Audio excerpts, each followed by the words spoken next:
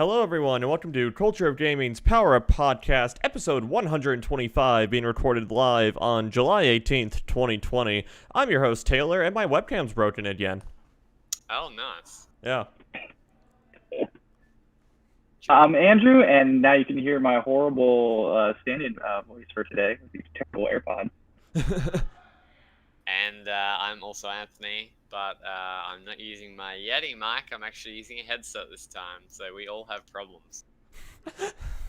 And, okay, you'll have to forgive my very loud roommates in the living room. Anyway, moving right along, we of course have a wonderful show going for you guys today. Before that, we'd like to talk about what we've been playing lately. So, Anthony, let's start with you. What have you been up to this past week? I have been playing some... Okay, so I'll leave the best to last.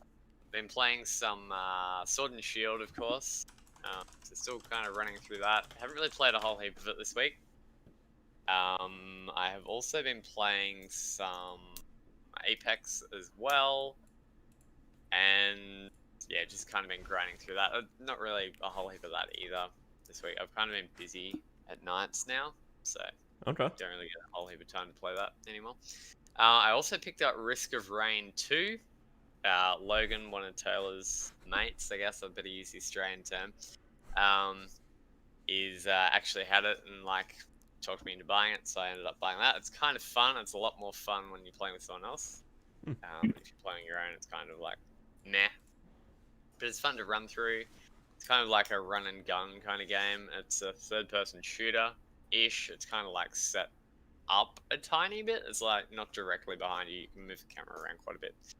So yeah, it's like basically you run through each level, you pick up upgrades, you buy stuff, you have to slay like a boss at the end of the level, and it's basically like a monster shooter kind of thing. So that's very fun. I'd highly recommend picking that up if you're looking for something co-op to play with someone. And lastly, I also picked up Ghost of Sushi. As Ghost of Tsushima, yeah. Ghost of Tsushima, yeah. A lot of people were kind of, well, I mean, not a lot of people were divided, but like before it came out and before reviews, a lot of people thought that it was going to be kind of a bad game. Okay. And like with some of the preview stuff that was shown, a lot of people were like, I think we even talked about this on the podcast as well. A lot of people were like, gee, this doesn't look very good. It is one of the most beautiful games I've played in quite some time, even though it is on PS4. Like I'm just playing on a base PS4. I think it's actually a Slim, maybe? It's one of the newer model PS4s, so Okay. I'm not sure what that is. But I'm playing on PS4, obviously, because it is on PS4. It is very beautiful to look at. It's like the sunsets and like the water and the... What's the like white-headed grass called?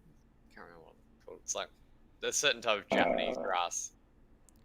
Not sure, but know what you're referring to. Yeah.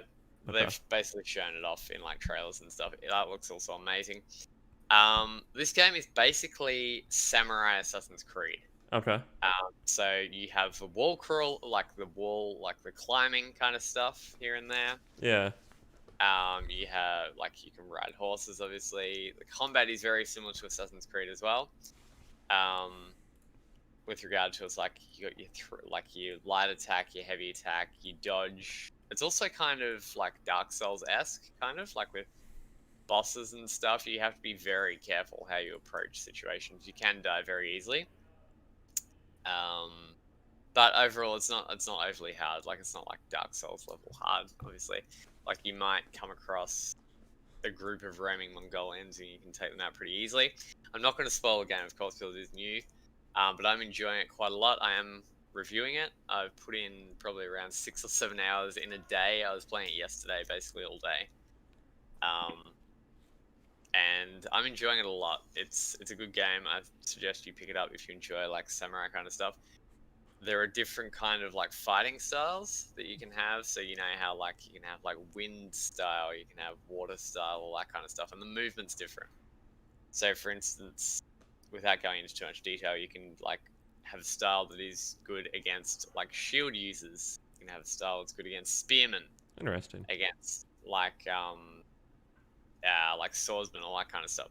So I found myself like swapping and changing between styles on the fly because you just basically hold down right trigger and then like adjust. And he basically moves into his stance, and then you can go at it again. I'm even though I've sunk quite a few hours into it so far, I'm only just kind of getting used to it. So I wasn't really used to the whole dodging thing, and like you've got to chain stuff together. So I kind of enjoyed it a lot.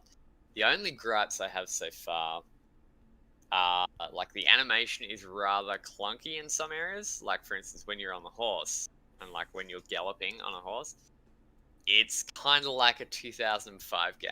Oh, okay. Like the horse animation and stuff. Like when you're looking sideways at like the horse galloping and the guy on it. Mm-hmm. Also, after you complete like a mission, it'll show what's his name. Can't remember what his name is. Even though I play it, it's very Jin. That's his name, Jin. So like it'll show Jin standing. I'm sorry, next is to that the his main horse. character, Jin? Yeah. Person you play as? Okay. Yeah, person you play as is Jin. Standing next to his horse, and the horse literally it looks like a dinosaur cross thing. It's not a nice designed horse at all. Okay. Its eyes, it's kind of creepy. It looks like a zombie horse or something. It's really weird. So like 0 out of 10 needs better horses. Exactly. Okay. Yeah. Damn, scathing. The Red Dead horse. Yeah. Yeah. Aside from that whole thing, the only other thing that I noticed, like animation wise, is like it might show some people getting executed, like because obviously you've got the Mongolians invading Japan and all that kind of stuff. It might show some people getting executed, and the people, you know how like in old games people fall in the same way and end up in the same, like when they lie on the ground. Oh yeah, so like the canned death animations. Yeah. Yeah, okay. They kind of go to, like, they'll fall in a way and then they'll kind of quickly shift to this certain, like, animation. Interesting. Where they're all lying in a row. I noticed this a couple of times. Like, it'll show 5 people lying in a line, like, dead, basically, after being shot at or shot, and they're all lying in exactly the same way, and they all kind of look the same. Interesting. So, small gripes like that are what kind of lowers the score for me, but overall, I'm very enjoying it, so I'd suggest you check it out if you're picking it up. Okay, so like say for a few polish issues, pretty fun game. Pretty fun game, definitely. Yeah. Okay. It looks beautiful too. Like if you're just like admiring the view, like the sunset or whatever coming through the trees, the whole lighting and stuff that they've done. Yeah. Looks amazing. And like there's a hot springs kind of area as well, and the mist coming up for hot springs. Oh my goodness, it's so good to look at. It's really nice. Okay. Really beautiful. Yeah. Yeah, I don't know. I was trying to pick it up pretty close to release, but I think I'll wait till I get back from out of town next week. So. Sure. Yeah. Anyway. Okay. I'm kind of at the same boat. I'm a little away from my setup right now, so be tomorrow. Okay. All right. Andrew, what have you been playing before you went traveling, if anything? Not a lot. You know, Call of Duty's here and there. I picked up a fighting game called EX Fighting Layer. Okay. Which is like. It's like basically like a Street Fighter EX game. They're like PS2 games. I think it came out last year or in 2018 or 19. I can't remember when that game came out originally. But I've just messed with some training stuff just because I like messing around with fighting games. Apparently they're going to put rollback netcode in that, which is like really important for fighting games. Mm-hmm. Instead of delayed based netcode, which I think it might have came out like they're doing like a beta for like Thursday. I think it started. I'm gonna check it out, and maybe with the new netcode, it'll breathe some life into this game, and I'll go. We'll see though. I'm not quite sure yet. Okay. I'm sorry. When is the netcode update supposed to be coming out? Do you know? The beta was like Thursday, I think. Oh, okay. I'm not sure when they're actually like putting it full stop in the game. Mm-hmm. I think you could do like a closed beta sign up if you wanted to. Okay. So I'll double check on that. Right. Nice. It's a fun game if you're looking for. I bought it for like it was on sale, and I bought it for like $10. I like Skullmania. He's a cool character. All right. Fair enough. Anything else, or just those? That's been it, unfortunately. All right.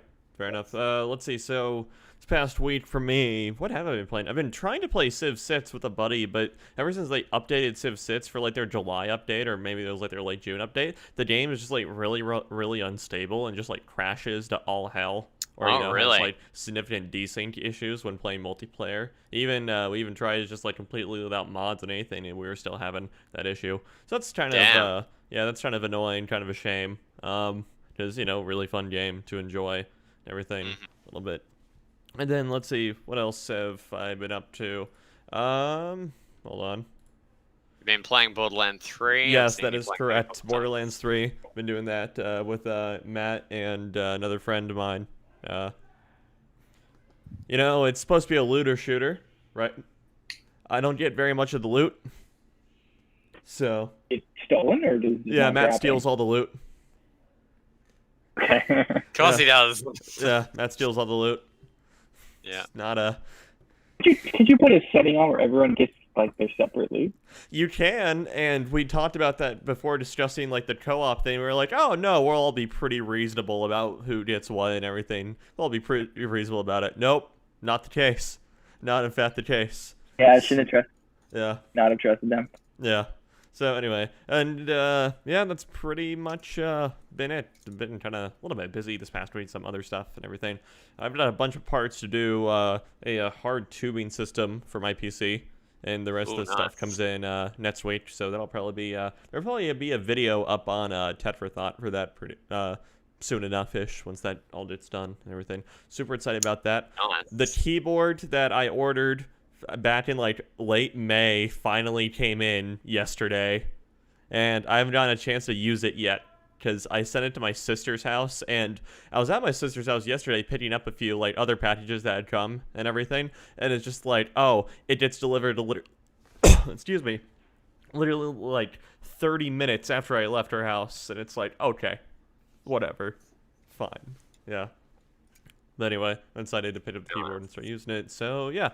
Anyway, that's pretty much been it for me. So before jumping into the gaming news, of course, there are the normal housekeeping items to go through. The main site is, of course, cultureofgaming.com. There you can find latest gaming news, reviews, opinion pieces, etc., etc. And then on the right-hand side sidebar of the main site, you can find a link to our community Discord, where you can chat with everyone you see on the podcast, as well as pretty much all of our other staff writers or general staff people for the site.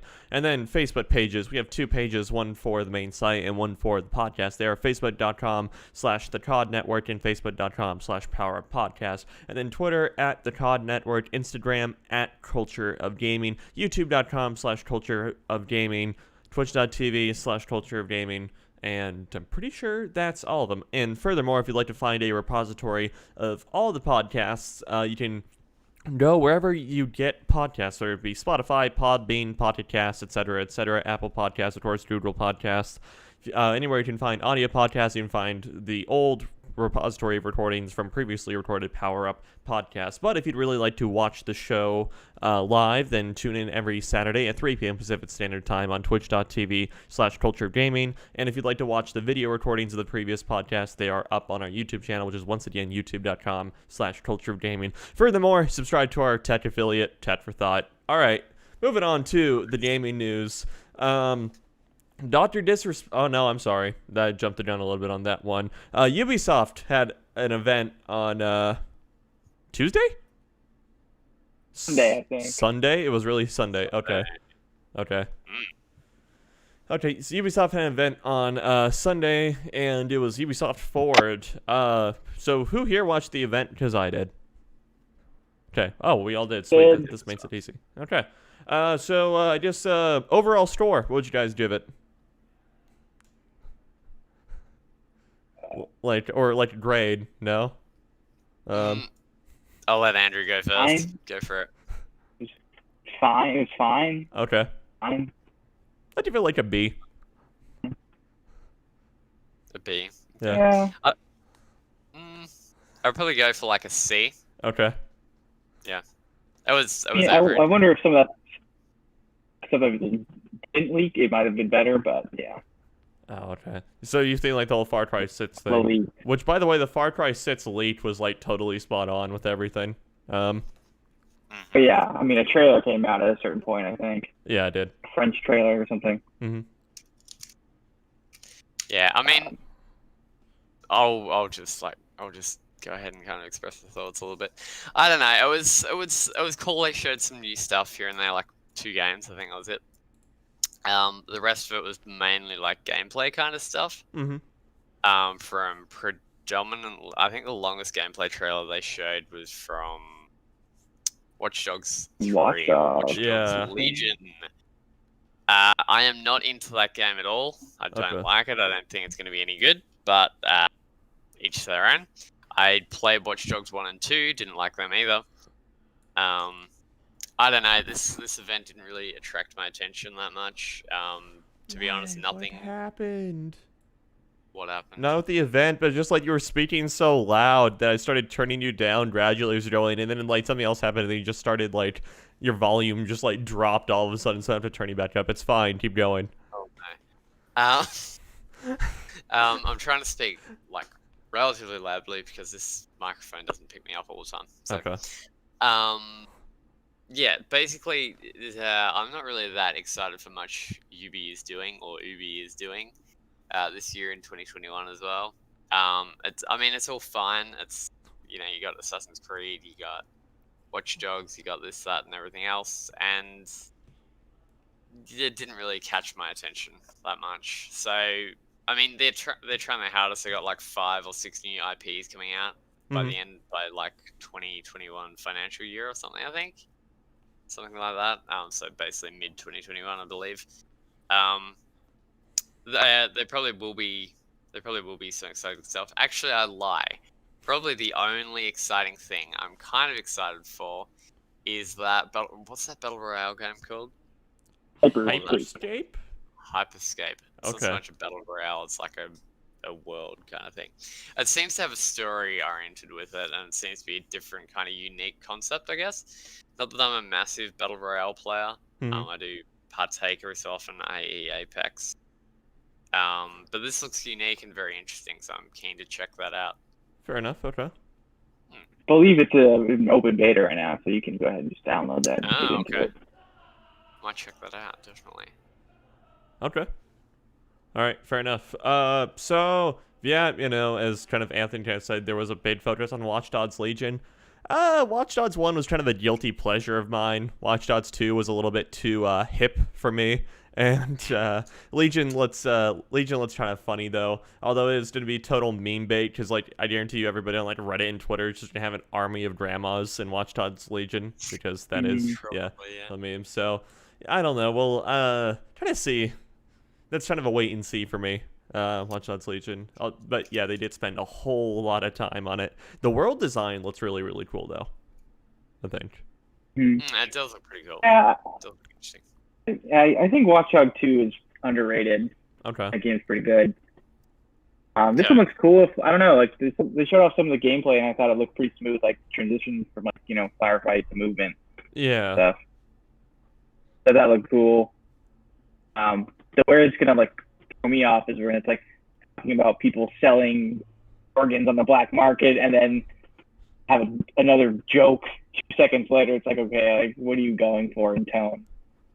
Like, you trying to be serious tone, like if you're talking about black market stuff, or are you just like memeing and like having grandmas? It's like this weird like issues, I think. Which I had with Watch Dogs 2 too, unfortunately. But, I don't know. Maybe the marketing department just needs to work on what's going on over there. Okay. Okay, and then after Watch Dogs Legion, there was Brawlhalla. What?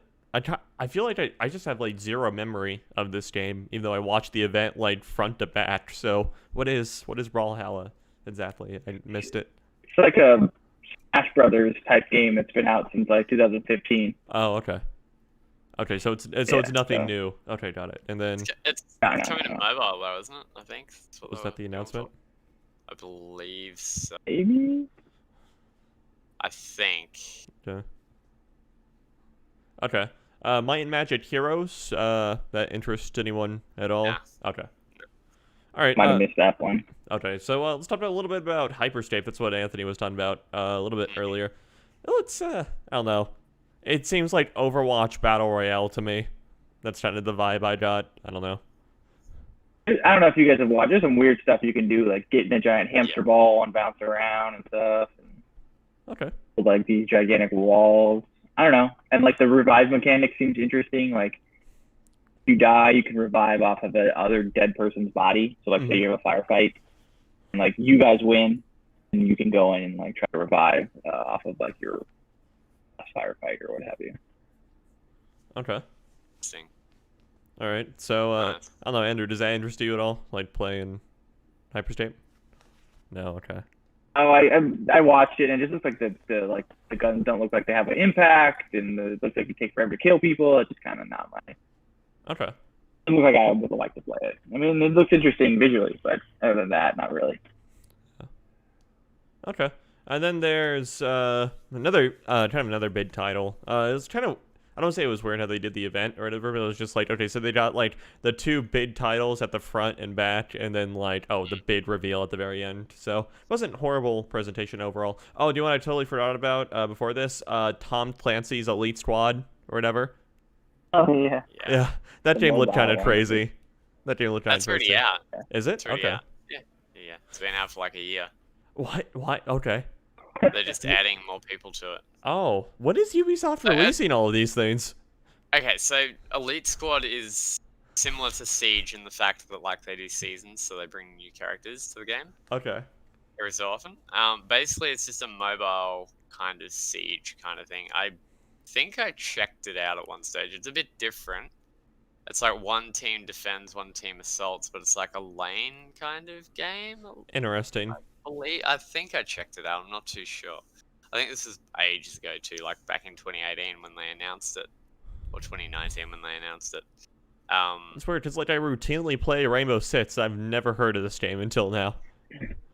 I remember you commenting on it in 2019 when we did the E3 stuff. Really? Okay. Yeah. Completely slipped my mind. Good job. Thanks. Okay. Okay. Well, All right. Anyway, so actually moving on, Assassin's Creed Valhalla. Wow, we actually got gameplay of it. It's like a month or two late. But yeah, I don't know. It seems like it plays just like Origins and Odyssey. yeah, it does. You know, it's like Origins Odyssey with a Viking theme, which I suppose makes sense because it's it's a part of the string of games and everything. The world looks kind of cool. I don't know. I wonder if you'll ever get to see the sun in that game though, because like I think all they showed off was like cloudiness and everything, which to be fair is kind of what life is like on the British island. But I don't know. I mean, it's like Scandinavia as well, so it's Okay, maybe we'll see the sun at some point then. Scandinavia is a pretty dark place. Okay. It's close to the Arctic. Well, it's close to the Arctic, isn't it? I think. Yeah. Or something. Yeah. Am It's I like getting my Norway and geology whatnot. right? So it's like Yeah, I'm Norway getting and my whatnot. So. geology right. Geography, you mean? Yeah, that's what I'm talking about. I know. Yeah. Yeah, hell yeah. Yeah. Geography. Yeah, I don't know. I never really got into the new Assassin's Creed trilogy. So I'm kind of indifferent towards this game. Like, if you're a fan of Same. it, then probably looks cool. It's cool that they were doing a Viking theme, I guess. So yeah. Andrew, any It extended seems like thoughts? people. Oh, okay, good. It seems like people like Odyssey and Origins. So if it's similar, then maybe those people will keep enjoying Yeah. this. Yeah, you'll probably like that game too. Yeah. All right, and then the big reveal. Well, it's supposed to be the big reveal that unfortunately got a bit spoiled because Hong Kong jumped the gun just a little bit early for Sony there. Far Cry 6, the leak/late, accidental store page posting, was very accurate. And well, that's coming out a little bit sooner than I thought it would be. It's coming out like late February next year, like February 21st, I think. So yeah, the trailer was I thought it was pretty crazy, actually. Yeah. I feel like they always do a good job with their villains in those games. Yeah. So, although I didn't quite tell what was gonna. Are you gonna play as the kid, or are you going to, or like the teenager? No, okay. No, They the said there was somebody you play as specifically. I can't remember. Okay. teenager is probably the protagonist, i.e. the person you're going up against. You mean the antagonist? I can't talk today. Okay. Apparently, antagonist. There you go. Okay. I know how to English. Because the dad's evil, right? Sure. Like the dad's a dictator. The son's probably going to be a dictator. He's buying into what the dad's saying. Mm-hmm. You will probably be going up against those two. I would say. I think they were like in the leak, because we talked about the leak last week, I'm fairly sure there was another sun as well. Or wasn't there 2 suns? I don't think so. That I'm aware of. Thought that's what it mentioned, but maybe not. Yeah, so I mean, to me the trailer looks interesting. I'm not too keen on Far Cry, to be honest, because of like there's been like 8 games as we discussed last week. I've played most of them apart from 5. Like I played Primal, apart from like 5. Wow, I'm sorry. Played Dawn. Primal wasn't bad. Oh, just saying. okay. Have you played Primal? No, although there was a minor scandal around Far Cry Primal back when it came out and everything. It's literally the map from Far Cry 4. Map, right? It is. Yeah. Yeah. Okay. It is. It basically is. Only a $40 game too, I think. Oh, okay. That's a little bit better than. Okay, I thought it was like full 60. Okay, fair enough. Also, remember it was just like riddled with PC performance issues. So. I played it on Xbox One. Okay. I believe. So I didn't play it on PC, but like Primal wasn't bad. I preferred Primal over 4. Saying. Interesting. Okay. So I mean, 4 was just like even though Primal's it had at least like. Primal's different. It's a different concept. You can kind of tame animals and all that kind of stuff, like what you can do in 4. But like, it's more. Well, you can't really tame animals in 4, but you can throw meat and stuff. So it's more like. Primal. It's. I mean, yeah, it's more Primal. But it's like it's got the whole like village building stuff and like, warring clans and all that kind of thing. So it's a definitely unique concept. Sure. I really didn't like 4 at all. I thought 4 was just like a copy and paste of 3. It was unoriginal. It was just basically the same game as 3, in my opinion. Some people probably disagree with me there, but yeah. So Primal kind of strayed away from that a little bit. So yeah. Okay. Anyway, I won't be playing 6. Yeah. Okay. TLDR won't be playing 6. Okay, Andrew. You excited for Far Cry 6? I don't know. Hey, expectations are tempered. Okay. Yeah. Gotta change it up. I mean, like I said, I kind of give them props for Primal because Primal is at least different. Mm-hmm. Whereas 5 and you put 3, 4, and 5 in front of me, I'd try to tell you like they are all the same except for the setting. Okay. Yeah. Fair enough. Yeah. I remember them all playing very, very similarly. Like I remember playing Far Cry 3 when it came, like close to when it came out and it was popular. Then it's like Far Cry 4, and then I played Far Cry 5 eventually after it came out. It was just like, this is the exact same game. Yeah. I'm just fighting different people. Climbing a lot of towers. Yeah, you're climbing towers and you're clearing camps, right? Yeah. As I say, if you want a Far Cry kind of game, play Just Cause. Yeah. It's more fun. It's a little bit more crazy. I'll give you that much. Yeah, it's a lot more crazy. Okay. 4's been fixed now apparently, like Just Cause 4. However, okay. it still is kind of crap. Like I reviewed that 2 years ago and gave it like a 4 out of 10. I remember. That was a bad game. Just saying. PC performance is still bad, but they fixed a lot of it. God, really? Okay. Yeah. Okay. Yeah. Same with 3. I still like Just Cause 2 a lot. Just Cause 2 is good. Yeah, the like PC modding community in Just Cause 2 completely wrote a multiplayer mod for it, and that was way, way popular a few years ago. Yeah. It was kind of fun to play. bet. Yeah. Although, might have to reinstall Just Cause 2 one of these days. Game's crazy fun. Okay. All right. So that's pretty much anything else to say about Ubisoft Forward outside of I get the sense we are all very lukewarm towards Ubisoft right now.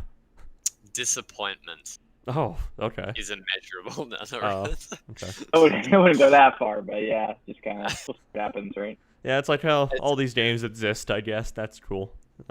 It's just kind of meh. Nothing's really sticking out.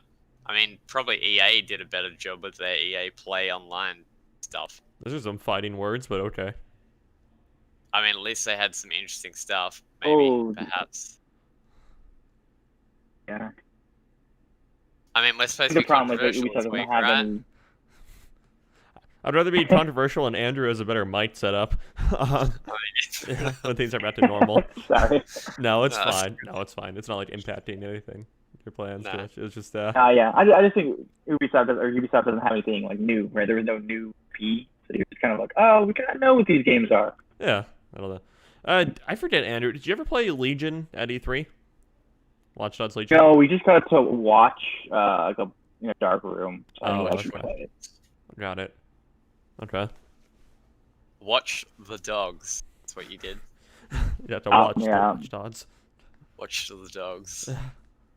All right. Fair enough.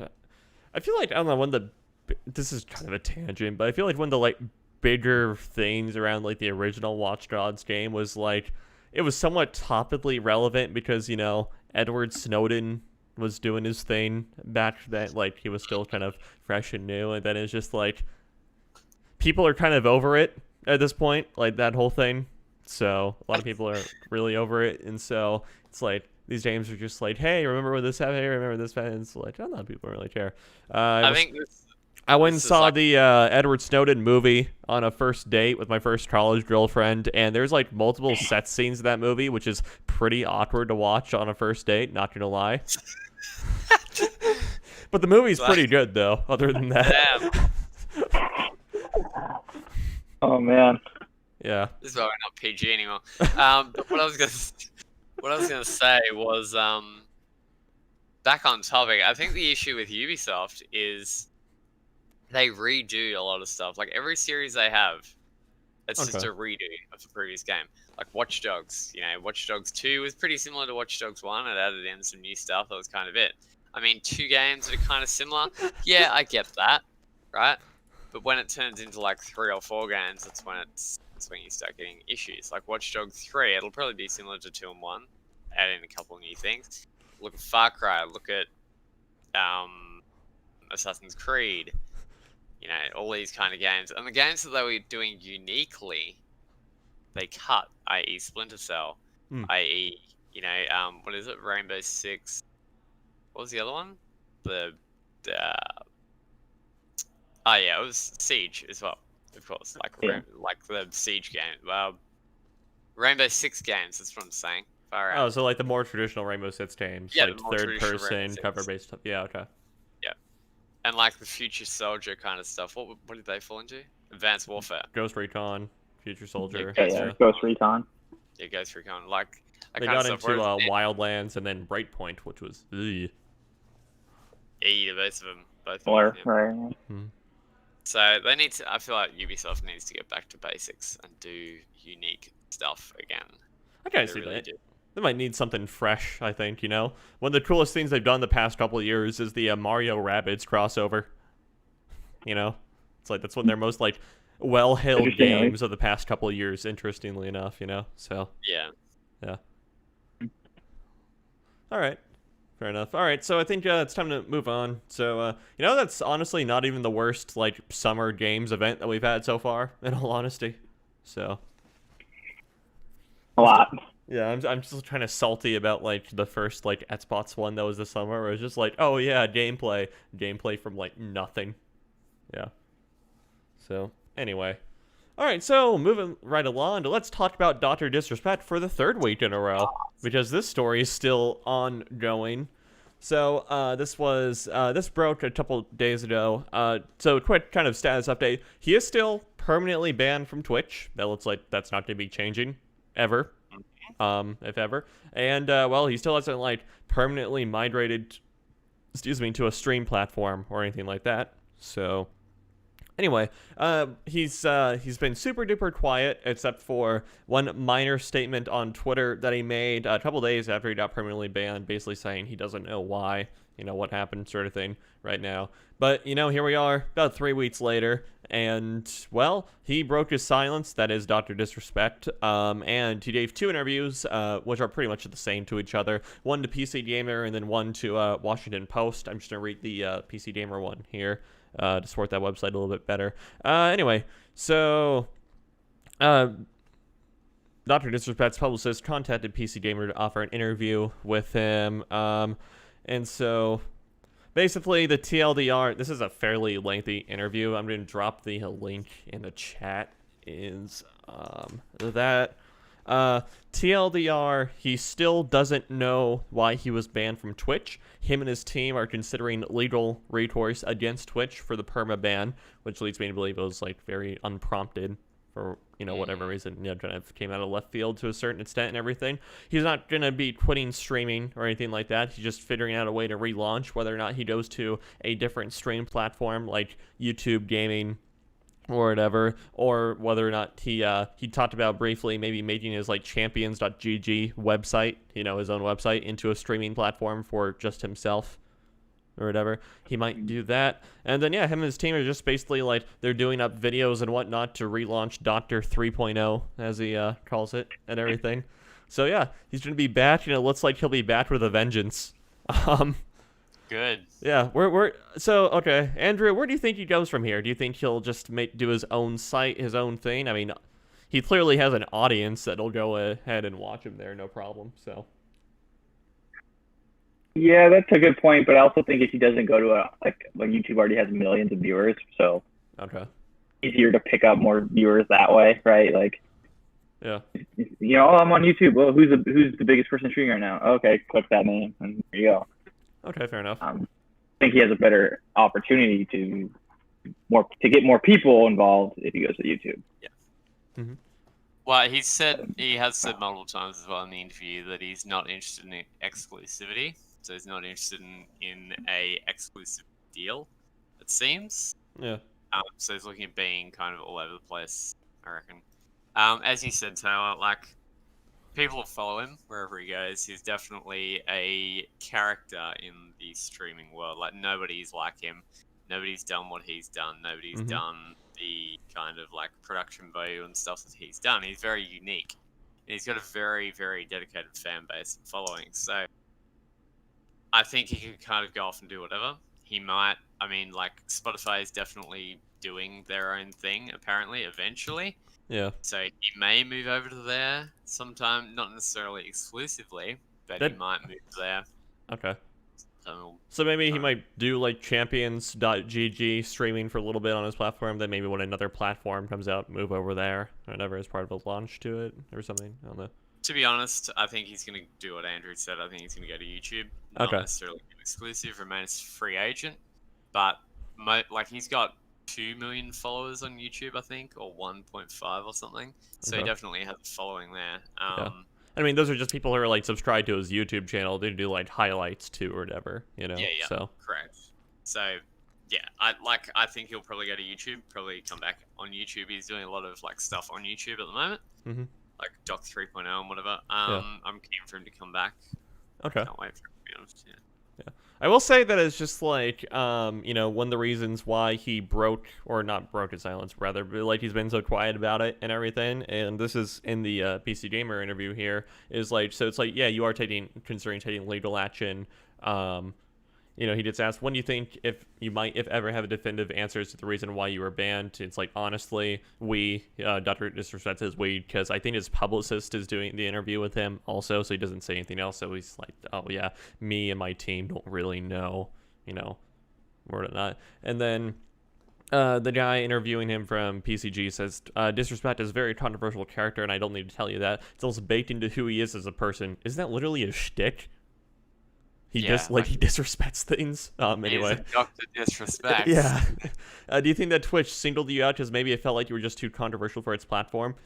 Because honestly, I don't know. I've been very transparent with those around me in my community over the past few years. I'm not a perfect person. I've made some mistakes, but if anybody knows me, follows me, I've stepped up and I've taken full responsibility each and every time. And behind the scenes, behind the curtains, a lot of people don't understand how much work I put into becoming a better person for myself and my family, as well as the business. I'm committed to investing in being and continuing to be a better person and investing in creative projects around the dock. My focus now is just continuing the momentum and returning to my chair, hanging out with the Champions Club, and launching a couple fun creative experiences. Yeah, and that's where we're at right now.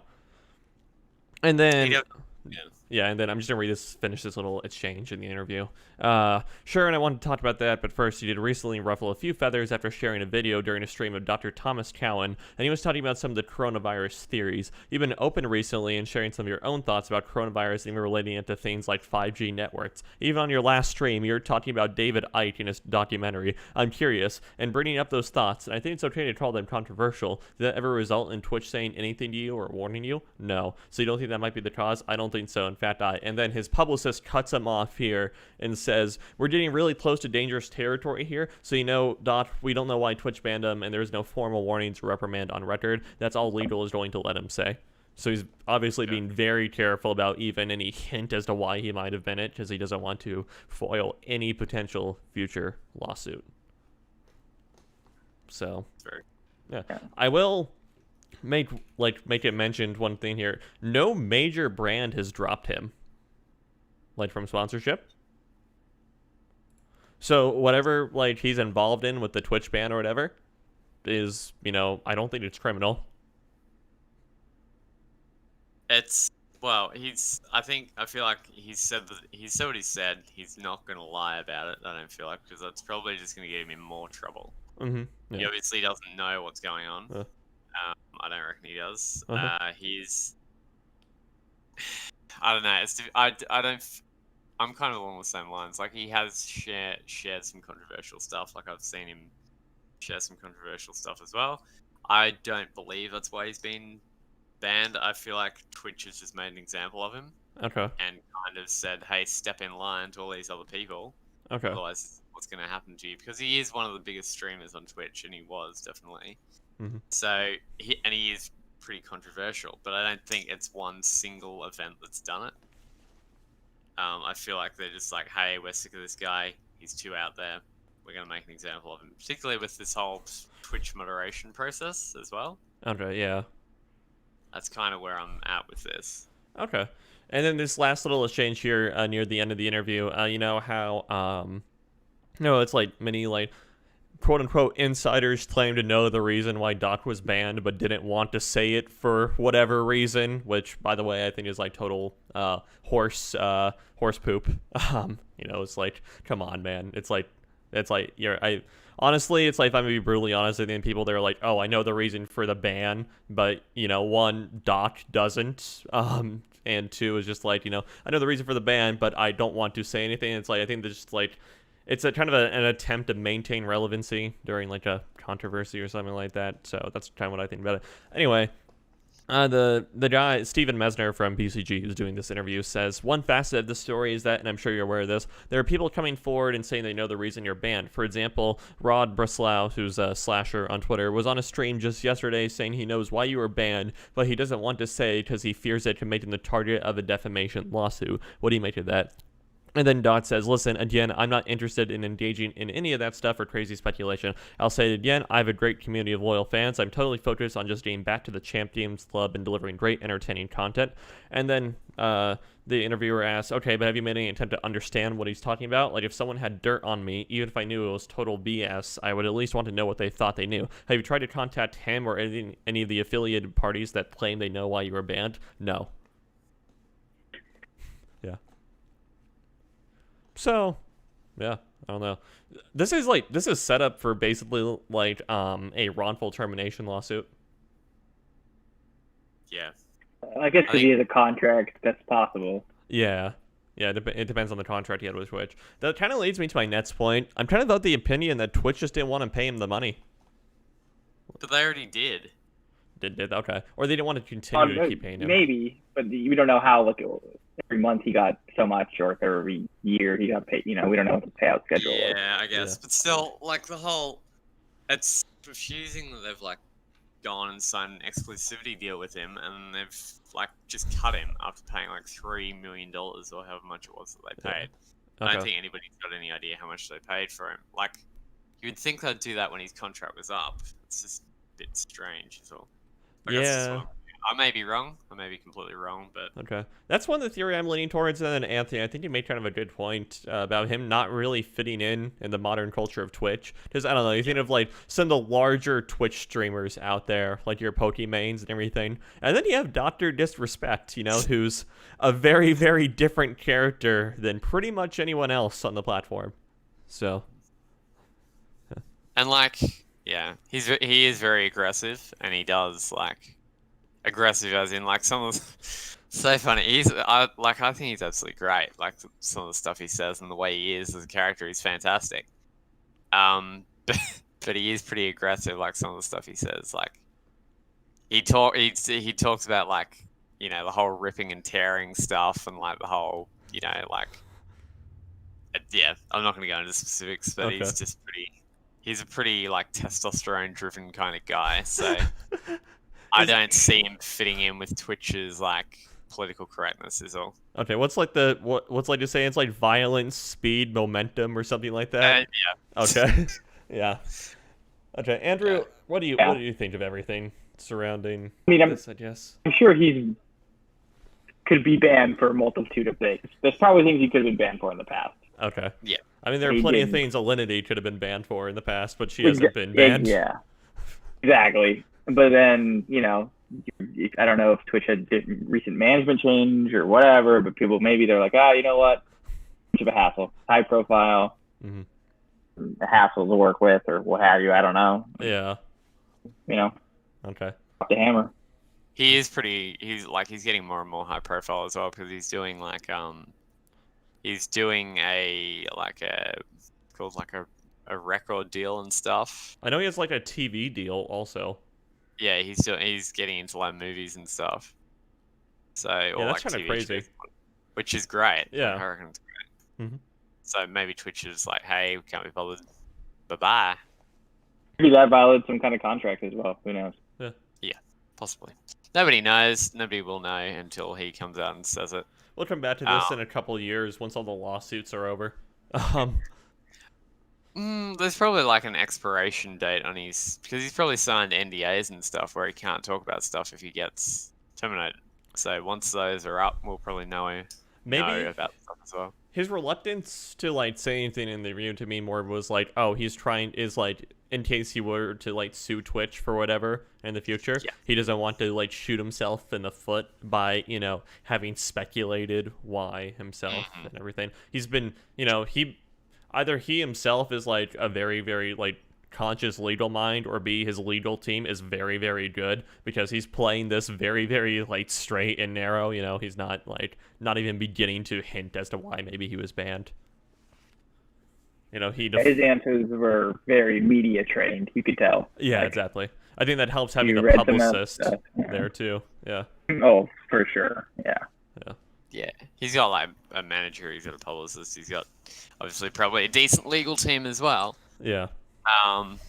So yeah, he knows what he's doing. He's not going to step out, which is good. All right. So yeah, that is the update on Dr. Disrespect, and I'm sure we'll be back next week with any other tidbit of details. Yeah. Hell yeah. If what's his name? Was it XQC or whoever last week who was like? No, that was I was gonna say Nade Shot. That was with Nick Merckx. Yeah, Nick Merckx. Thank you. Maybe we will just have like these little trickle feed updates the next 2 months, okay, or whatever. I don't know. So anyway, moving along away from Dr. Disrespect, let's have a review bombing. It's fun.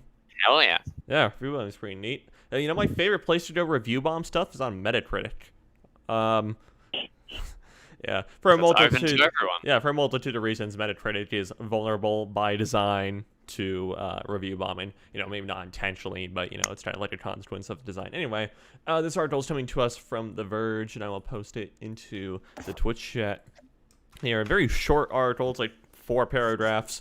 Metacritic stops letting you review games on the day they're released in an attempt to stop review bombing. Metacritic wants people to actually play a game before reviewing it, so the site now requires users to wait 36 hours from when a new game is released before leaving a store. The intention is to prevent review bombing campaigns where people leave negative scores on titles, sometimes as a way to punish the developer. Heading to a review page for a recently released title, Metacritic will now display the message, "Please spend some time playing the game," with a specific date and time when a user can publish a review for that game on the site. I apologize for the shill in the Twitch chat right now. Anyway, yeah. All right. Anyway, so yeah. So if you're pissed off about a game for whatever reason, you now have to wait 36 hours to express your pissed offness about the game. I don't see anything. I don't see this helping things. No, me neither. A little bit, but yeah. I mean, I don't know. Like maybe The thing is, I feel like they need to kind of like go more into like the whole moderation kind of thing. So like, for instance, Metacritic and Steam and every storefront like that you buy a game off of, you like PC gaming, for instance, you can usually leave reviews for the games you bought. Mm-hmm. I feel like what they need to do is like moderate accounts more and like actually go into depth. And like, for instance, like if you're reviewing a game that you spent no hours on, maybe Metacritic needs to connect to like storefronts or stuff like That was that. gonna Maybe be they my need idea. It's like I think it's like in order to leave a user review or for a game, it's like you should connect like your PSN or like your Yeah. Steam ID, something that tracks it tracks your playtime. playable So hours. it's just like you know how like on Steam reviews, it's just like, oh, this guy has like 6 hours on record, give it a thumbs up or whatever, right? You know, it's like do You can that for see. user stuff. Yeah. So I feel like platforms need to get more smarter, like Metacritic and OpenCritic. I believe you can also leave user reviews as well. I think, I'm not sure, but yeah, like that's the only way out of this, really, because then you can, as a reader, can see how many hours the other person spent who's reviewing the game. Mm-hmm. Like, then you can trust them. Whereas if people aren't doing that and you can't see what's going on, then how are you supposed to know? Yeah. Pretty basic concept, actually. But Yeah. anyway. Yeah, like honestly, I don't know why Metacritic just didn't have this as a solution as opposed to like time gating something. Yeah. You may like some people who are angry enough to like write it, but maybe that 36 hours will get over it. I don't know. Yeah, A few less. I don't think this will help things. Maybe if it was like a week later, sure, but like I don't know if this will help things or not. Like just the day and a half. I mean, they want people to come to their website, right? So like inherently review bombing helps maybe their back end because of like all the people coming to their It technically does, right? Because like if you did a brigade of people just all of a sudden going on to Metacritic and then like seeing all the ads Metacritic has, you know, that's a lot of cash money. So yeah, it's all engagement too. Like even the negative stuff, it's still technically engagement on their website. So. yeah, it is like business positive for Metacritic to allow review bombing. Huh. Maybe a way to do. Why is Matt messaging me? Maybe the reason why they're not doing this is because their framework is. Because look at Metacritic. It's not an attractive site. It's not a nice looking site. It kind of looks like something out of the 90s, to be honest. Maybe their framework or like their back end stuff is not up to like adding in where you connect your PSN to whatever. Maybe they can't be bothered with the whole legal side of things. Who knows? Because I'm sure they've got to put in like data usage stuff, like we're not going to use your data to do this, blah blah blah. We're not going to access your account, whatever it is. So it's probably more so that than anything else, I'd say. Okay. They're probably just lazy. Oh, fair enough. So just lazy lessons. Plain and simple, which is kind of fair enough because it is a lot of work to have to do like all that stuff. So yeah, is Paper Mario getting review bombed? It has like a 6.7 I user haven't score. checked. I believe it probably is. Okay. Potentially, but I mean, maybe it's just I don't know what it was scoring the critics. It's like 80s across the credits, it kind of looks like. Yeah. I know people don't like the combat. They think it's too simple or something like that. I know there was Alright. something. Alright, fair enough. I don't know, it's just like I always feel like the Paper Mario fan base is really, really hard to place. So. I've never really played one, so I can't really like. I played the one on the Wii, which apparently doesn't even count as a Paper Mario game, so I don't know what I'm talking about. But I thought it was decent fun when I was like 10, so yeah, I don't know. That's my last experience with Paper Mario. Alright, so Taylor, I would suggest you to maybe be prepared for people to be rather loud. Okay. I'm getting messaged by people, just letting you know. Alright, thanks. I discovered the door, the lock on my door doesn't work. Damn. Yeah, that's pretty sweet, I That guess. sucks. I think I'll just have to like, Anthony, what you know, you're like, wow, that's really unfortunate. It's about to be really unfortunate. Yeah. Okay. I have a mute button ready. Anyway, so yeah, what are the bets that the next mildly controversial game gets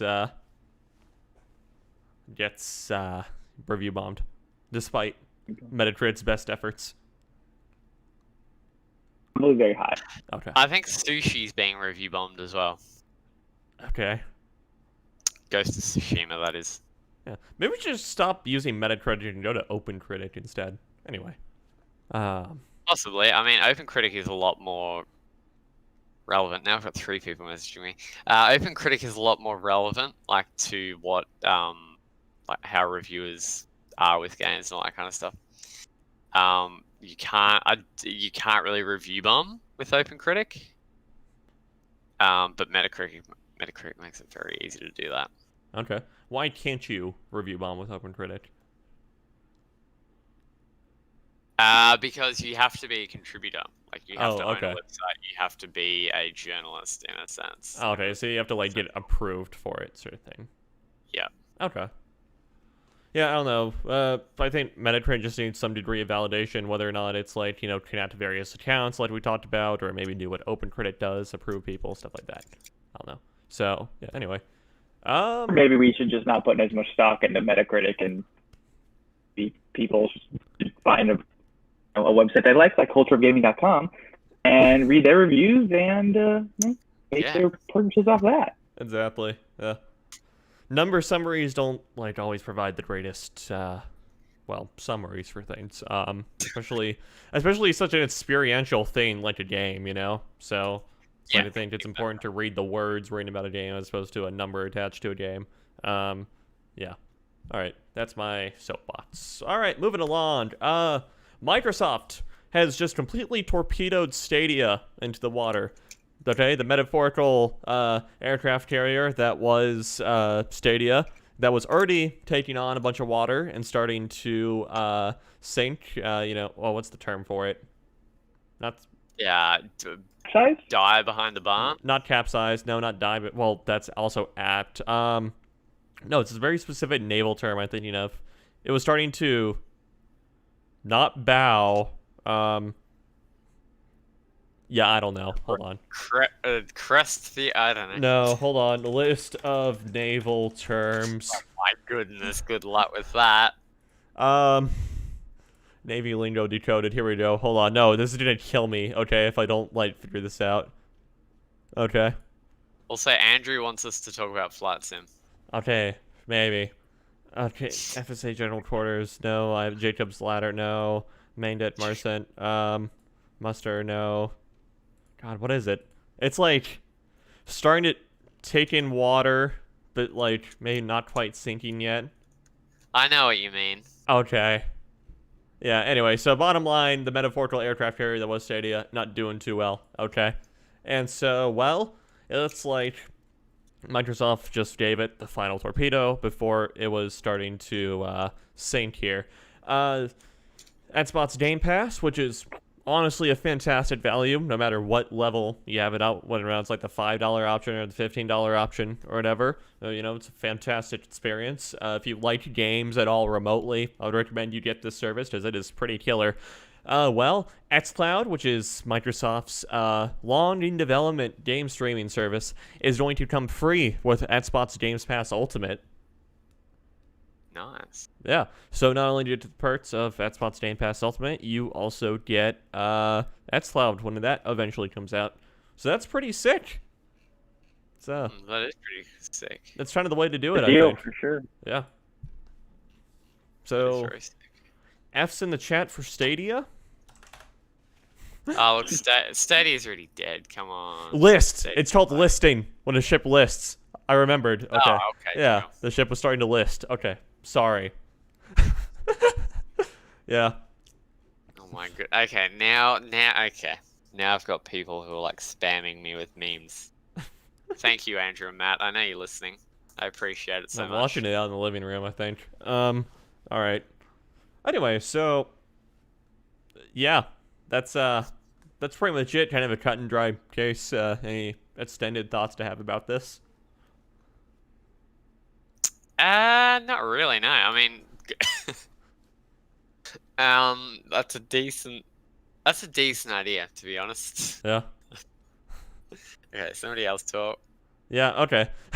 Oh, you're just overwhelmed right now. Got it. Okay. And then while we're still on the subject of Microsoft Flight Simulator got like a release date, and it's also on 10 discs if you decide to buy the physical edition of it. Yeah. What's the release date for it? Like August 30th or so, right? Yeah, August 30th. Okay. Correct. Yeah. Still Correct. still very, very excited for this game. What is going on in the DMs? August 17th, actually. Oh. August 17th. That's less than a month now. Yeah, I'm keen for it. Yeah. I'm very keen. I can play it too. I was thinking for a while I wasn't be able to. Oh, wasn't Andrew going to says be able to play it. 18th. I don't know who to believe. Do you know what? Google machine. It's the 18th for America. Wait. No, I think it's probably the 18th for us, 17th for you. Google's 18th, telling me that's that, August so I'm gonna 18th. believe them. August 18th. Okay. Sweet. Google's telling me August 18th. Probably 17th for us then, if that's the case. That's really what I'm Okay. saying. Isn't the beta coming soon too? Possibly, maybe. Okay. Oh, okay. Um, All right. Anyway, so yeah, we got the release date for it. It's gonna come out on 10 discs. There are 3 pre-orders are now live. There are 3 editions. There's standard, deluxe, and premium deluxe. So yeah, you get more and more features as you go up. They are with priced yeah, at basically- 60, 90, and 120. Yeah, with each one you get more aircraft and airports. So Okay. like with the base one, I think you get 30 airports and like 30 aircraft or something like that. Yeah. And it just keeps going up from there, like 35, 35, 40, 45 or something like that. What the So, hell happened to that link? Oh well, it still works. Wow. Yeah. Huh. interesting stuff. Haneda Airport. PC only, right? PC and Xbox One. Yeah. Is it coming out? Okay, I wasn't sure if it was coming out of console. Mhm. However the heck the Xbox One's going to be able to run it, I don't know, but cool. I don't know. It's gonna be Yeah, I'm still very excited for this game. I can't wait to see, like, it is 2020, so with modern technology, people's like insane sim setups that they get going for this game. I think that'll be really, really cool. I might be one of them. Okay, fair enough. Oh, hey, Sydney Airport is included in the base edition, so Nice. Oh. Yeah. Nice. Yeah, it's like the biggest airport here, so yeah.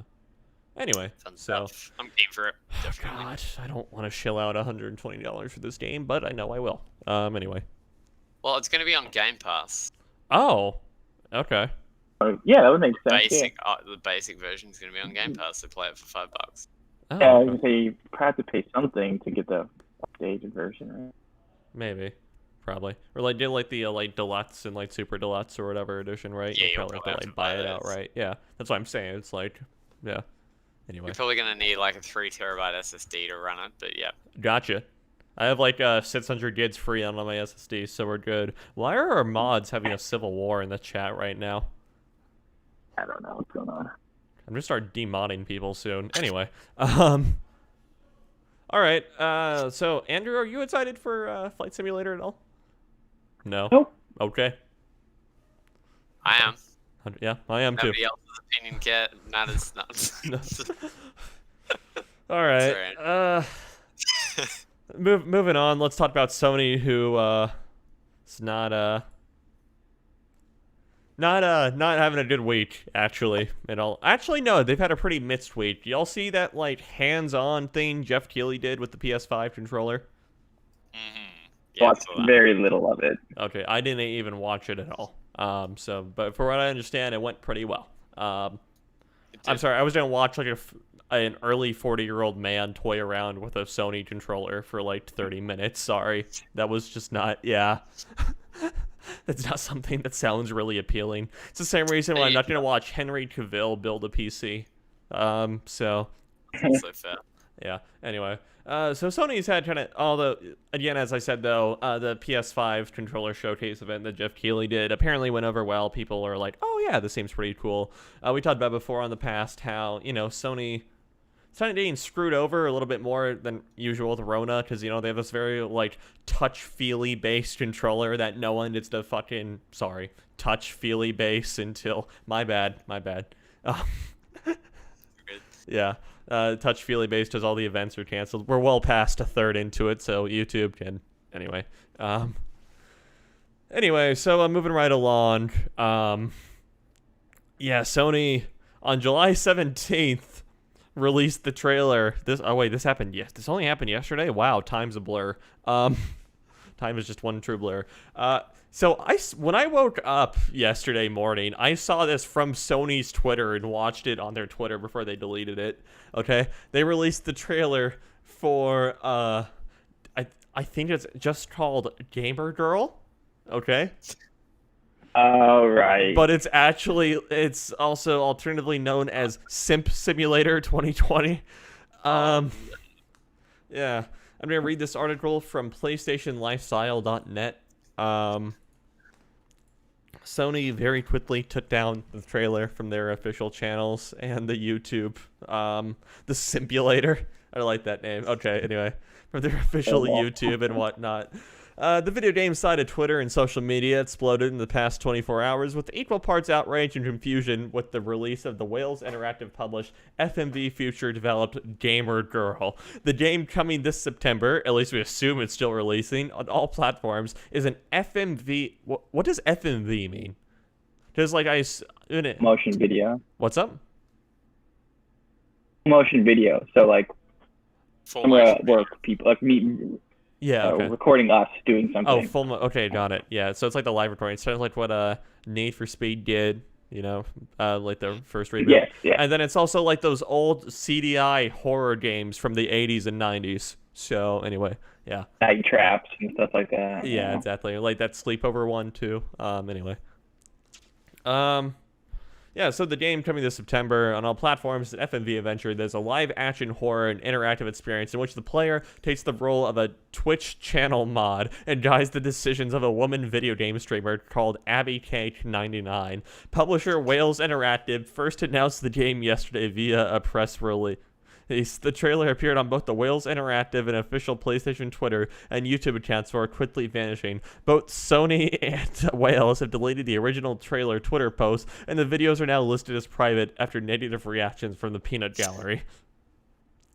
Note that Sony is not involved in the publishing or development of Gamer Girl, which is multi-platform, and seems to have simply deleted the third-party trailer at the request of the publisher. The press kit sent with the original announcement email has also been deleted and is now inaccessible, although many people on the internet saved the trailer before it went down, so if you want to go see it, I would recommend you all to go see it, because, whoo, it is a lot. Alright, I'm sorry, this entire thing is hilarious. Yeah. Anyway, it goes on to say, it's like, yeah, the trailer was weird, stuff like that. This is coming to Switch. It's still coming to Switch. Yeah. It's funny. This is pretty funny, like how that Nintendo's letting it go. Nintendo lets anything on their platform, honestly. Yeah, I know. It's Sony's the one that's had, like, this censorship thing going lately. I don't know. Yeah. Yeah. So Sony is just like, yeah, whatever, man. All right. So Andrew, will you be simping for AbbyCake99? I think I would never want to be a Twitch mod for anybody, to be honest with you. So no. Okay. All right, fair enough. Anthony, sorry. Hell yeah. Okay. I can't wait for the Belle Delphine DLC. No, I won't be playing this. No thanks. I'm good. Thank you. Bye. I kind of want to play this just because of how much of a train wreck it'll be. Of course you do. I want to play this and like live stream this too. Kind of do like a live stream section, but like real meta. Live stream the live stream. Yeah, it'll be like total memes, and it'll just be like it'll be a train wreck. Okay. The Pokemon DLC is going to sell. Heck yeah. Yeah. Do it. So, yeah, this didn't go over too well. Kind of understandably so. I don't think there's anybody in the world that asked for this game to be made or wanted this game to be made, but lo and behold, someone got this game made. So, Oh, that title's really bad. Gamer Girl. Title's so bad. That's Yeah. so bad. Do we have any propositions for better titles? No, I mean, the game doesn't sound great in general. No.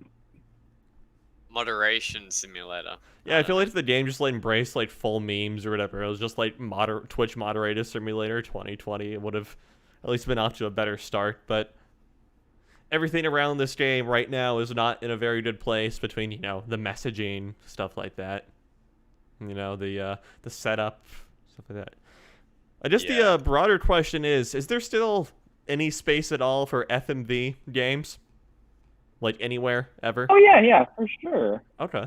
FMV can be kind of silly and fun. Like I played the Quiet Man with FMV, and that was like. Wait, Quiet Man has FMV? Terrible. Oh yeah. I didn't know that. Okay. Oh yeah. Oh, that's great, actually. Okay. It was really bad, but like in the bad that I like, and I think people can find entertainment out of. Mm-hmm. Wow. It definitely can exist, I think. Some of those like weird detective games that have FMV that are kind of silly as well. What's the other one? There's like an indie game that's FMV. Super Seducer, I think. What is it?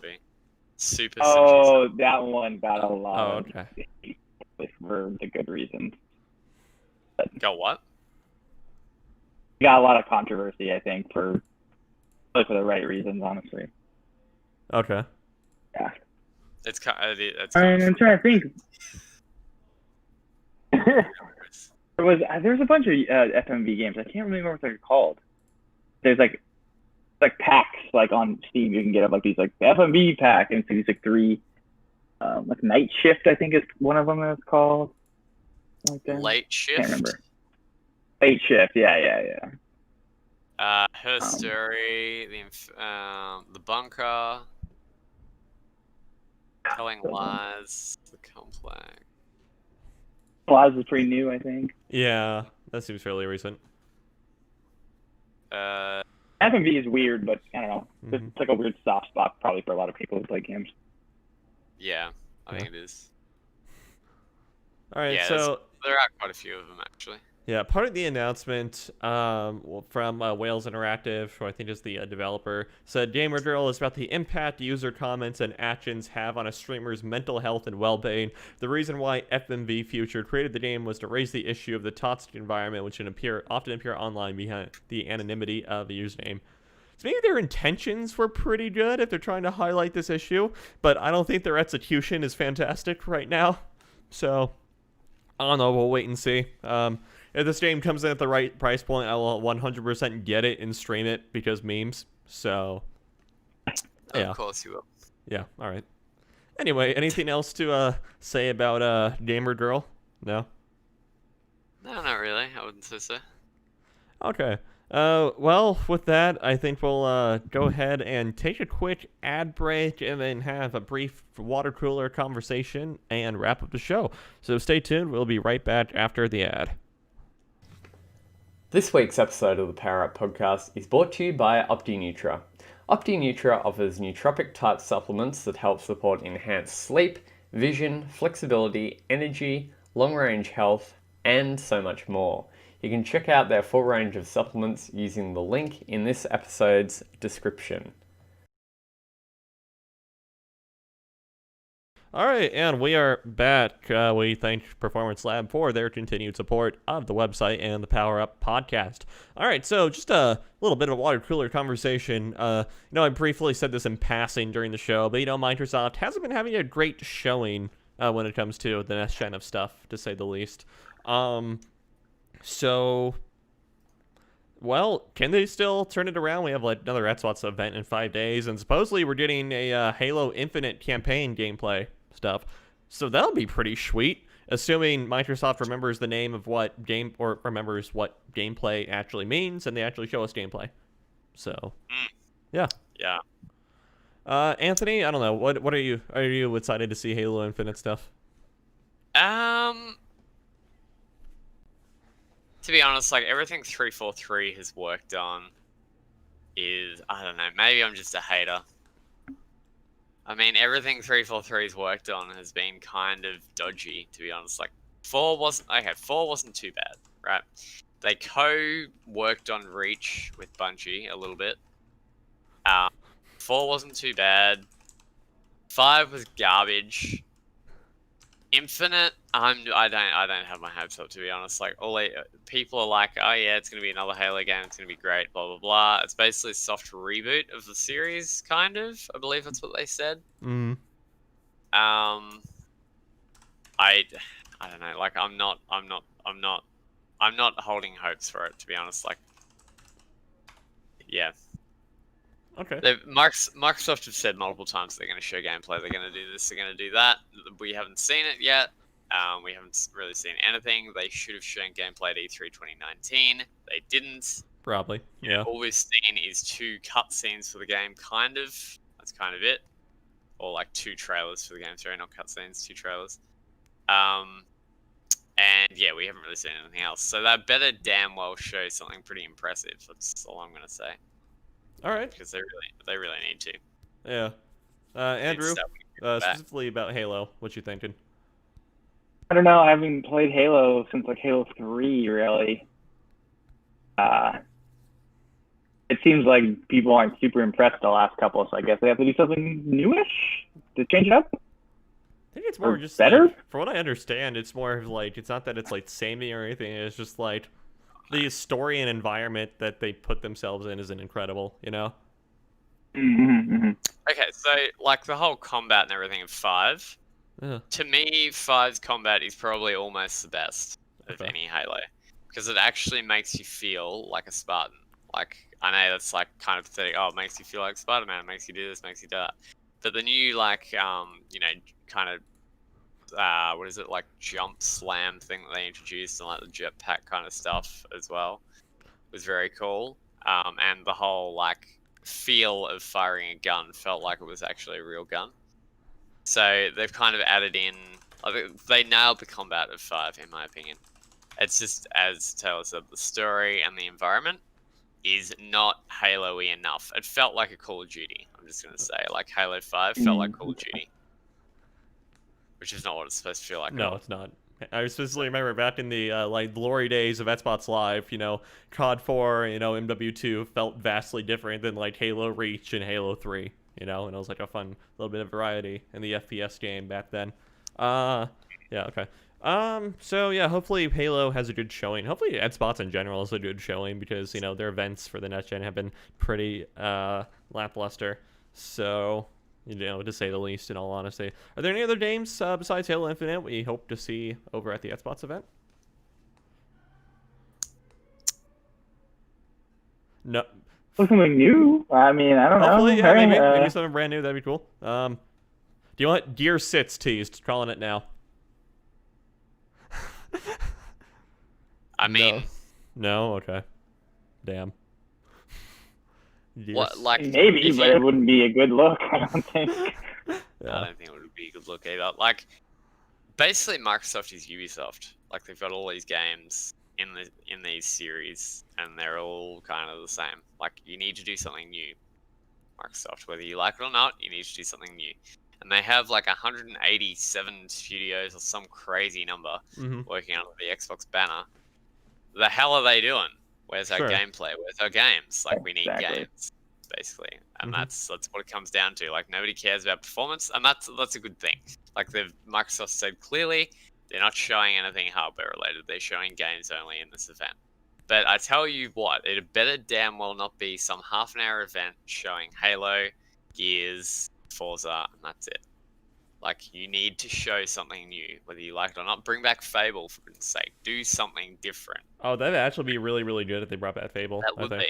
I would be excited for that. I like Fable 3. Like, you need to garner hype around your new console. Yeah. You need to garner attention. Like, nobody's really paying attention to Microsoft at this point. Right, everyone's talking about Sony and Gamer Girl, you know, right now. That's all hype. Yeah, exactly. So Microsoft really need to pull something out and like show us new stuff, show us new IPs. Okay. Do it. No, that's fair. Yeah. So obviously we'll see Halo. I mean, Halo Infinite is confirmed. Microsoft has confirmed themselves for the event. Maybe we'll see some more about Flight Sim as like a last little hurrah. It's coming out August sort of thing. You know. I wonder. Yeah, kind of wonder what else we'll see at that point though. You know, Elden Ring. Maybe Elden Ring. You know, because you know last year at E3 they showed off Elden Ring at Wait, Matt, how have you not been following this whole time? Anyway, thanks for the follow. But, Pathetic. thanks for the follow. But anyway, Elden Ring, because, you know, at E3 last year, you know, at the Xbox event, we saw Elden Ring at the Xbox event. That's where it was announced. So maybe at this Xbox event, we'll get Elden Ring, please.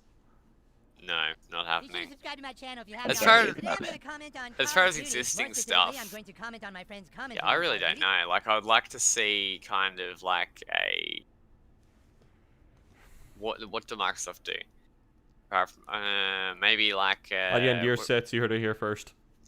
Yeah, what's an old series that they could bring back? Banjo 3. Banjo 3. I don't know. I mean, they're trying to like have a decent setup for it already, right? Because you know, have a decent setup already for it, right? Because you know, Banjo is in Smash, right? Yeah. Is he in Smash? Is he actually in Smash, or is that a meme? He is in Oh, Smash. yeah. Okay, I haven't played Smash since like December when it came out, so I couldn't tell you. He is in Smash. Okay. They are in Smash, I should say. Yeah. It's fair. Thanks for all the follows, people who I totally thought were Yeah, already you guys following. suck. Whoa. Maybe not talk shit to the followers, huh? Yeah. I mean, Okay. it's everybody. Probably. We know, Yeah. but that's people we know, so it's all good. Yeah. Pretty fun. Okay. Yeah, I don't know what's like an old Republic Commando. Oh yes, please. Probably please, not because please. EA has the exclusive contract for that I still. will unfollow. Yeah. Please don't. Let's see. Hold on. Conquer. Wait, I'm sorry. Did you say Blood Conkers? Wake. Conkers? Yeah, I mean Conquer. They own Conquer. Donkey Kong. Wait, no. That's Nintendo. Do they own Conkers? Do they? I think so. I think they own Rare, right? So. Oh yeah, true. I thought has Conker been in another? No. He Well, hasn't. they remade Conquer's Bad Fur Day for Xbox, original Xbox, I think. Okay. Crackdown 4? No? Because Okay. 3 went so well. Yeah, I know. Yeah, we'll realistically get Forza. Donkey Kong 64 is good. Thanks for the 69 bits, Raspberries Reborn. Appreciated. Yeah. You being useful. Wow. That's all about Andrew. It's all good. It's fine. Halo Wars 3. Yes. Halo Wars 3. Calling it. Perhaps. Yeah. Okay. Old Xbox series. We'll probably get something related to Sea of Thieves, probably, right? Yeah. Oh, yeah. Okay. What about another Perfect Dark? I could see that working. Because, oh yeah, Microsoft does own that. Rare, right? Yeah. Okay. Yeah, they do own Rare. Yeah. Okay, yeah. That'd be exciting. Probably not going to happen because you know that'd be good, and Microsoft apparently has averted to doing good stuff. Yeah. I wonder if they own. No, they do own Perfect Dark because there was an Xbox game. Yeah. Correct. Yeah. What else do they got? Silent Hill. No. I mean, I don't know, like Oh. first party stuff. Yeah. What the heck is Conquer Live and Reloaded? That sounds amazing. It's the remake of the Bad Fur Day for Xbox. Yeah. Yeah, 2005. Nice. All right. Well, Yeah. yeah. I don't think we're going to spend too much more time, you know, standing in the depths of our minds for what Microsoft used to make that was decent and they really need to bring back again. Other than, well, we wait with bated breath for the Xbox event in like 5 or 6 days. What is that, like on like Tuesday, I think, next week? KOTOR 3. Thursday? Give it. KOTOR 3, okay. Probably Not would have been gonna at good EA Play. Star Wars. The Empire 2. Yeah. Yeah. Yeah. Okay. That could be cool to see another Knights of the Old Republic game. I highly doubt whether EA's gonna give up the rights to Microsoft again though. So Yeah, I doubt it. it'll be an EA thing that they do. But you never know, you might see an announcement from EA about it. Thanks for the 20 bits, Rosdrews Report again. He says, if you love getting caught up on news here, you'll love getting caught up on tech news over a Tet for Thought on YouTube. Okay. I know it's become like a meme, but like unironically subscribe to Tet for Thought over on YouTube because we actually have a decent production pipeline right now. So, can be hitting that content up. Content-rich environment, okay?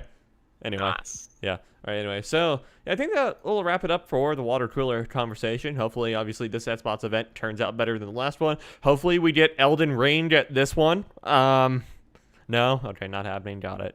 So, anyway, yeah, J-Man Films in the chat probably just linked the Tet for Thought channel. So, yeah, go subscribe. Anyway. Anthony, what games are releasing this next week? Yeah, so on July, what's today? 18th. So on July 21st, we have Rock of Ages 3, Make and Break, which is going to PC, PS4, Xbox One, Switch, and most importantly, Stadia on July 21st. The only game that's keeping it alive. On July 22nd, we have Necro Barista, whatever that is, which is going to PC. That sounds interesting. Fascinating, okay. On July 23rd, we have Roki, which is coming to PC. We also have Crisis Remastered, which is going to Switch on July 23rd, but I think that's already out now, because I read something saying that's already out, and it's free to play, I believe. I could be wrong, but I think I saw something about that. And lastly, also on July 23rd, we have Carry On, which is going to PC, Xbox One, and Switch, or Carrion. Okay. Carrion, I guess it is, which is July 23rd. That's that Devolver Digital game that people were very excited about. Looks interesting. And that is it for this week. All right. Much. Awesome. Andrew, where can the people find you on Twitter? Yeah, you guys can find me on Twitter, Instagram at Durancy, DRONSKI. Go ahead and say hi. I'll make sure to hit you back up. All right. Awesome. Anthony, how about yourself? I am at SameAtman19 on Twitter as well. I don't tweet, but I do all the social media stuff. And you can expect to see a review from me of Ghost of Tsushima, which should be coming out sometime this week. Okay. Because technically for me it's Sunday. So yeah, sometime this upcoming week, you should see that. All right. And then you can find me on Twitter at Infurious7809. That is at INFERIUS7809. It's mostly a tech and anime Twitter. I don't really talk a lot about video over there. So, anyway, that'll about wrap up the show, I think. I don't think I'm missing anything else. So, yeah, tune in next time where hopefully we'll be a little bit more on time. So I was running a few minutes late behind today, and things will be a little bit more back to normal. So same time, same place. That is once again twitch.tv/Culture of Gaming at 3 p.m. Pacific Standard Time, Saturdays. Catch the show live. Anyway, hope to see you all next time. Thank you all so much for watching, and have a good one. Bye-bye.